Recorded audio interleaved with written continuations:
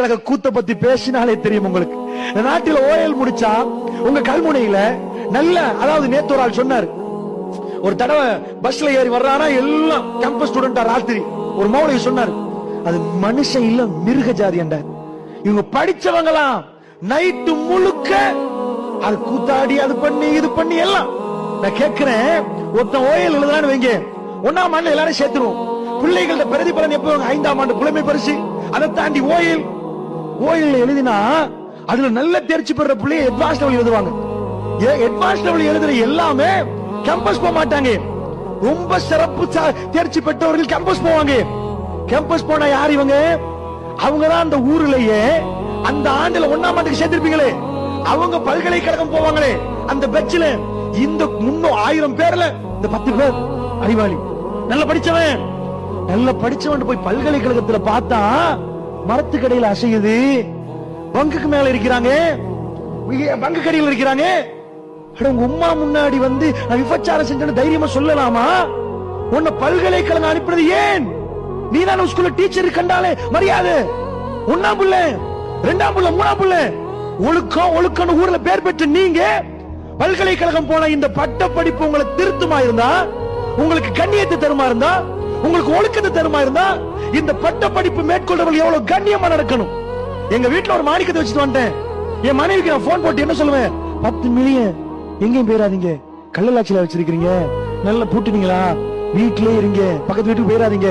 10 million அது அங்கங்க போட்டீங்கன்னா இல்லாம போயிருமே. ஒரு பெண்ணுக்கு கருவறை எத்தனை மில்லியன், எனக்கு என் புள்ளை எத்தனை கோடி தந்தா? ஒருத்தர் கேட்கிறாரு, வேலை கேட்கிறாரு, ஒரு 100 கோடி தான் உங்க பிள்ளைய எடுத்து போய் அறுக்க போறேன், தரீங்களான்னு கேட்டு கொடுப்பீங்களா? நான் கொடுப்பேனா?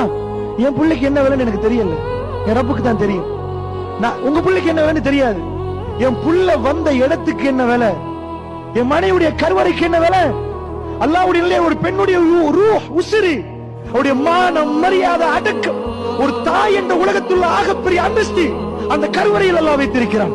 அது ஒரு அறை, ஒரு குழந்தையை உருவாக்குற பாதுகாக்கப்பட்ட அறை. கேவலம் படித்தவர்களாம், பட்டம் பெற்றவர்களாம் என்ன செய்யறாங்க? சர்வ சாதாரணம். இஸ்லாம் என்ன சொல்லிச்சு? சைன்வை.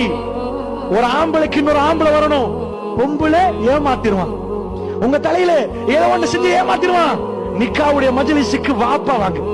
ஒரு ஆணோட இன்னொரு ஆண்ட ஒப்பந்தம், அந்த பெண் அவ்வளவு பாதுகாக்குது. இப்படி உடுக்கணும், ஒழுக்கமா உடுங்க. உங்க நான பக்கத்துல இருக்கட்டும், ஏண்டா உங்க கருவறை என் பக்கத்துல மாணிக்கம் இருந்தா, என் சாக்குல இருந்தா, ஒரு கோடி இருந்தா, செக் இருந்தா நான் புடிச்சிட்டு வச்சிருப்பேன். அவ்வளவு பாதுகாப்பு. இவ்வளவு எல்லாம் கொடுக்கப்பட்ட பெண்கள் என்ன கேட்டாங்க பல்கலைக்கழகத்துல? எதுக்கு இதெல்லாம்? ஏன் எங்களுக்கு ஃப்ரீடம் இல்லையா? ஏன் எங்களுக்கு நடக்க இயலாதா? ஏன் எங்களுக்கு ராத்திரிக்கு போய இயலாதா? ஏன் எங்களுக்கு சுத்த இயலாதா? நஊது பில்லாஹி மின்னா. உங்க பெருமதி என்னன்னு புரிஞ்சிருந்தீங்கன்னா இப்படி கேட்க மாட்டீங்க. என்ன செஞ்சார்கள்? எவ்வளவுக்கு நிர்வாணமாக்க முடியுமோ அவ்வளவுக்கு நிர்வாணமாக்கினார்கள். கொண்டு வந்து மீடியாவில் வைத்தார்கள். தாய்மார்களை அசிங்கப்படுத்தினார்கள். பெண் உரிமை என்று பேசினார்கள், பெண் உரிமை என்றார்கள், இப்படித்தான் உடுக்கணும் என்றார்கள். ஒரு பெண்ணிடம் இருந்த அடக்கம், ஒழுக்கம், மானம், மரியாதை அத்தனையும் பறித்தார்கள். இதைத்தான் முஸ்லிம் தாய்மார்கள் உங்களுக்கு வேண்டுமா? படித்து விட்டு ஒரு பெண் இன்றைக்கு ஒரு 10 ஆண்டுகளுக்கு முன்னாடி கொழும்பு பல்கலைக்கழகம் என்ன சந்திக்க வந்தா, தேம்பி அழுதான். நான் இதுக்கு மேல் படிக்கணுமான்னு கேட்டா, அவங்க அம்மாவோட வந்து, நான் பல்கலைக்கழகம் அப்படி கற்பனையே பண்ணலண்டா, என்னால இயலாதுண்டா, இப்படியும் படிக்கணுமான்னு கேட்டா, உண்மையாக அவ்வளவு அழுதால். இன்றைக்கு எனக்கு மறக்க முடியாது அந்த அழுகை. அப்படி நான் நிறைய லட்சியம் வைத்திருந்தேன், இவ்வளவு மோசமா. கொழும்பு மெடிக்கல் ஃபேக்கல்டில ஆக குறைஞ்ச ரகிங் என்ன தெரியுமா?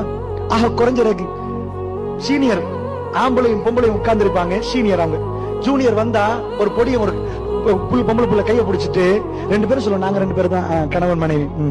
வெக்கத்தை எடுக்கணுமா? என்ன ரகிங்கண்டா? வெக்கம் இருக்க கூடாதா? கூச்சம் இருக்க கூடாதா? அடே வெக்கம் இல்லாட்டி எதையும் செய்வான், வெக்கம் இல்லாட்டி எதையும் செய்வான். பட்ட படிப்பு ஒன்னால ஒரு மனுஷனை உருவாக்க முடியுமா? நீங்க ஏந்திய அளவுக்கு பட்ட படிப்பு கொடுங்க. இஸ்லாம் இல்லாம உங்க குழந்தைய கொண்டு போய் வைங்க, உங்களுக்கு முன்னாடி ஒரு ஜானி, ஒரு விபச்சாரியை நீங்க பாப்பீங்க. நான் கோபத்தோட பேசவில்லை பெரியவர்களே, நிஜம் அதுதான். இந்த பட்ட படிப்பால் ஒரு மனிதனை மாற்ற முடியும் என்றால், இன்றைக்கு உலகத்தில் படித்தவர்கள் எல்லோரும் நேர்மையானவர்களாக நீங்க பார்த்திருப்பீங்க.